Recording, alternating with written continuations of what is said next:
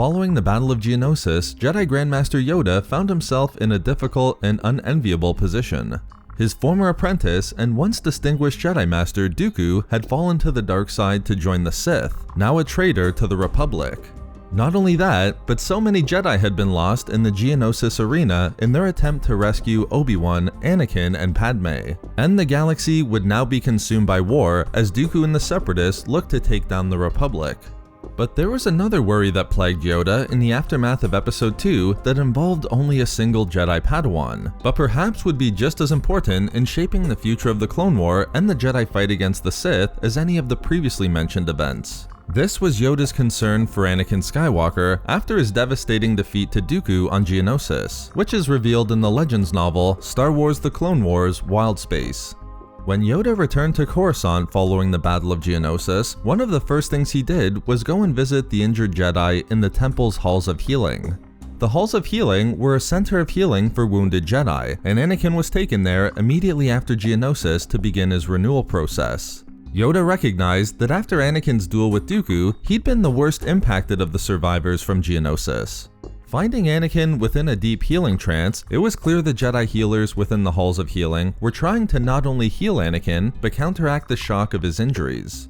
Yoda also learned another truth here that would be the basis for a significant concern for Anakin in the future. The damage inflicted by Dooku's lightsaber meant that even the healers within the Jedi Order couldn't reattach his severed forearm, and while Anakin would make a full recovery, Yoda couldn't help but feel his spirit sink. Yoda had been expecting such an outcome, but this devastated him in that moment nonetheless. The Jedi Grand Master knew a Jedi's connection with the Force was made possible by the midi-chlorians located within their blood. However, Yoda also knew this process was hindered by the loss of a limb, where those injured in the way Anakin had been actually had their abilities with the Force diminished, a result of the loss of midi-chlorians. For Yoda, this would be devastating in the case of any Jedi within the Order, but given that Anakin was the presumed chosen one of Jedi prophecy, it held even more significance as there was the potential that Anakin might now be affected in ways he and the other members of the High Council hadn't foreseen. In an interesting reveal within the novel, Yoda tried to bolster his confidence in the Padawan by reminding himself that Anakin possessed more midi-chlorians than any Jedi in the history of the Order. But even given this fact, Yoda couldn't help but be concerned for Anakin. The interesting aspect to Yoda's concern in this way is that it's almost the complete opposite way of thinking when compared to the Sith within Legends. Although we do see Sith, such as Darth Bane within the Book of Sith and Darth Sidious within Dark Lord: The Rise of Darth Vader, recognize that the loss of limbs would prevent the use of certain dark side abilities such as Force Lightning, there wouldn't be a threat that their overall power would be diminished. As stated by Sidious, Sith power resided not in the flesh, but in the will.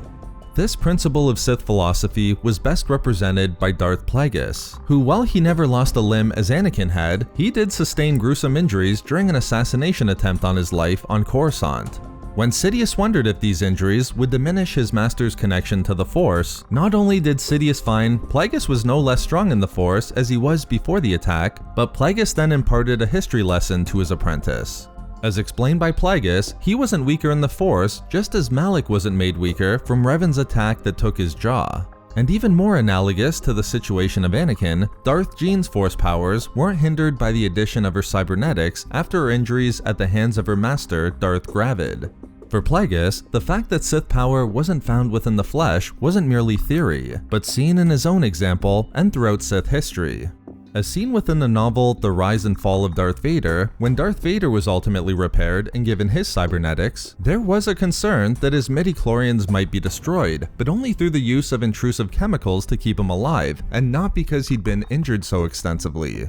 Regardless of what happened to Vader on Mustafar, while not fully what he expected, Sidious had no doubt his apprentice couldn't be replaced by someone more powerful, and fully expected that Vader would one day become as powerful as him.